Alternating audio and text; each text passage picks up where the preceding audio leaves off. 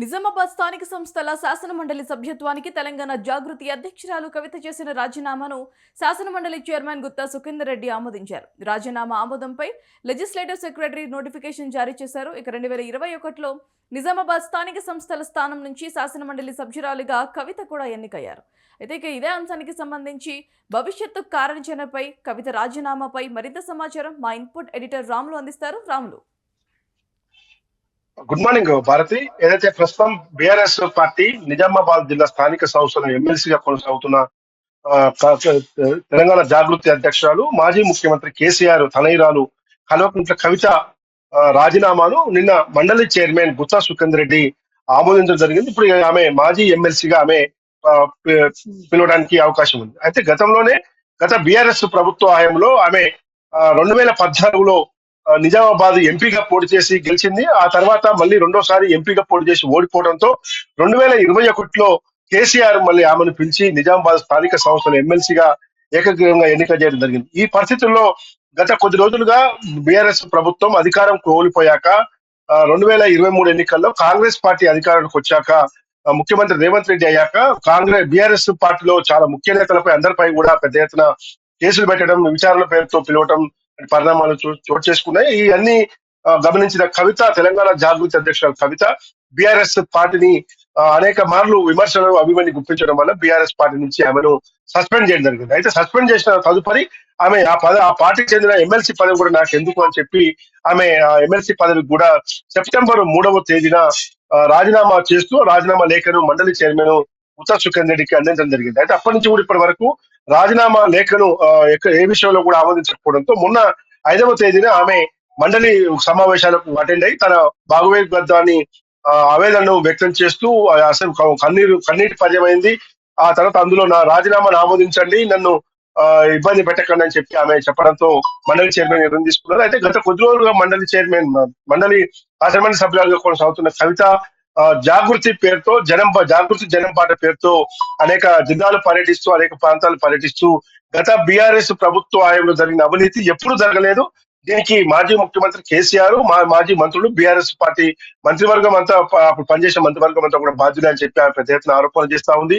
అనేక విషయాలపైన enquiry commission కూడా వేయాలని చెప్తా ఉంది. అయితే కవిత ఏదైతే ఎమ్మెల్సీగా కొనసాగుతున్న సమయంలోనే ఆమె లిక్కర్ కేసులో అటు సిబిఐ ఎంక్వైరీ, ఈడీ ఎంక్వైరీ ఇవన్నీ కూడా చేసి ఢిల్లీలోని జైల్లో కూడా ఆమె కొన్ని రోజులు గడిపింది.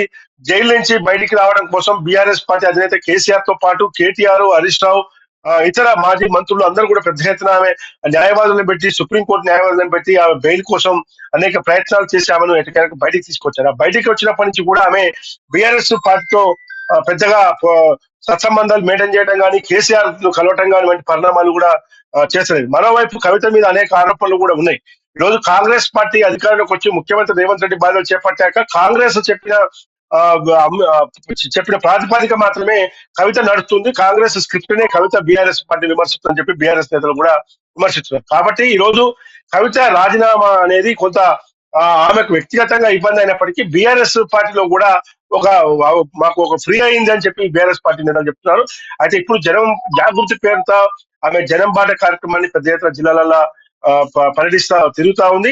2021లో ఎమ్మెల్సీ ఎన్నికైన కవితకు ఇంకా 2-3 సంవత్సరాలు కూడా మొత్తం 6 ఏళ్ల పాటు ఎమ్మెల్సీ పదవి ఉంది. అయినా కూడా ఎమ్మెల్సీ పదవి రాజీనామా ఆమోదంతో ఆమె ఇంకా జనంలోకి ఉధృతంగా వెళ్లేందుకు చేస్తా ఉంది. మరో కొత్త పార్టీ కూడా పెట్టేందుకు కూడా కవిత ప్రయత్నం చేస్తా ఉంది. ఇప్పటికే నిన్న జాగృతి కార్యాలయంలో మొత్తం రాష్ట్ర కార్యవర్గము, అనుబంధ సంఘాల నేతలతో సమావేశంలో కీలక వ్యాఖ్యలు చేశారు. మనం రానున్న శక్తుల్లో ఒక శక్తిగా చూద్దాము, మహిళా శక్తి ఏంటో, యువత శక్తి ఏంటో ఖచ్చితంగా అన్ని పార్టీలకు చూపిద్దాము. కాంగ్రెస్, బీఆర్ఎస్, బీజేపీ ప్రత్యామ్నాయంగా రాష్ట్రంలో ఒక కొత్త పార్టీకి అవకాశం ఉంది. కాబట్టి ఖచ్చితంగా నాకు నమ్మకం ఉంది, నేను ప్రగాఢ విశ్వాసంగా నమ్ముతున్నానని చెప్పి ఆమె మీటింగ్ లో కూడా చెప్పడం. ఫిబ్రవరి మొదటి వారంలో కానీ ఇంకా తర్వాత కానీ ఆదిలాబాద్ జిల్లా మంచిర్యాలలో కానీ ఇంకా కరీంనగర్ లో ఏదైనా ప్రాంతంలో ఖచ్చితంగా భారీ బహిరంగ సభ పెట్టి ఆమె పార్టీ ప్రకటించబోతున్నట్టు కూడా నిన్న సంకేతాలు ఇవ్వడంతో ఇప్పుడు తెలంగాణ జాగృతి అధ్యక్షురాలు కవిత ఇక బీఆర్ఎస్ పార్టీని సస్పెండ్ చేశారు. నిన్న ఎమ్మెల్సీ కూడా రాజీనామా ఆమోదంతో ఇక తెలంగాణ బీఆర్ఎస్ పార్టీకి ఎలాంటి సంబంధాలు లేవు. అయితే ఈమె టిఆర్ఎస్ పార్టీలో కూడా కేసీఆర్ ను, కేటీఆర్ ను కాకుండా కేవలం మాజీ మంత్రి హరీష్ రావును వ్యక్తిగతంగా గాను ఇంకా పార్టీ పరంగా గాను అనేక విమర్శలు చేస్తా ఉంది. మొత్తం అసలు బీఆర్ఎస్ పార్టీ నాశనానికి హరీష్ రావు కారణము, మళ్ళీ ఉపనేత పదవి ఆయనకి ఇవ్వటం అంటే దొంగ చేతికి తారాలు ఇచ్చినట్టు అని చెప్పి కవిత ఆరోపిస్తా ఉంది. ఈ పరిస్థితుల్లో మాజీ మంత్రి హరీష్ రావు కూడా ఎక్కడ కూడా ఆమెను ప్రత్యక్షంగా విమర్శించడం కానీ పరోక్షంగా విమర్శించడం కానీ ఎలాంటి కామెంట్ కూడా చేయకుంటే ఆమె విజ్ఞతగా వదిలేస్తున్నాను, రాజకీయాల్లో ఇలాంటి విలువలు గల మనుషులు కూడా ఉంటారా అని చెప్పి ఆయన ఆవేదన వ్యక్తం చేస్తున్నారు తప్ప ఎక్కడ కూడా బహిరంగంగా విమర్శించలేదు. మరోవైపు హరీష్ రావును తిడుతుంటే కేసీఆర్ కూడా ఎందుకు మాట్లాడుతున్నారని చెప్పి కాంగ్రెస్ పార్టీకి చెందిన మంత్రులు కూడా బాహటంగా విమర్శిస్తున్నారు. ఇదంతా కూడా పరిస్థితి కేవలం కేసీఆర్ తన తప్పిదాలను కప్పించుకునే కవితను బయటికి తీసుకొచ్చారని మరొక కోణం కూడా ఉంది. కాబట్టి ఏదేమైనా ఈ రోజు బీఆర్ఎస్ పార్టీలో కవిత యొక్క నష్టం ఏ విధంగా ఉంటుంది, బీఆర్ఎస్ పార్టీని టార్గెట్ చేసి రేపు పార్టీ పెట్టబోయే కవిత బీఆర్ఎస్ పార్టీ టార్గెట్ చేస్తుందా లేదా అధికారం ఉన్న కాంగ్రెస్ పార్టీని టార్గెట్ చేస్తుందా అనేది మాత్రం వేచి చూడాలి Bharati. Right Ramulu, thanks for the update.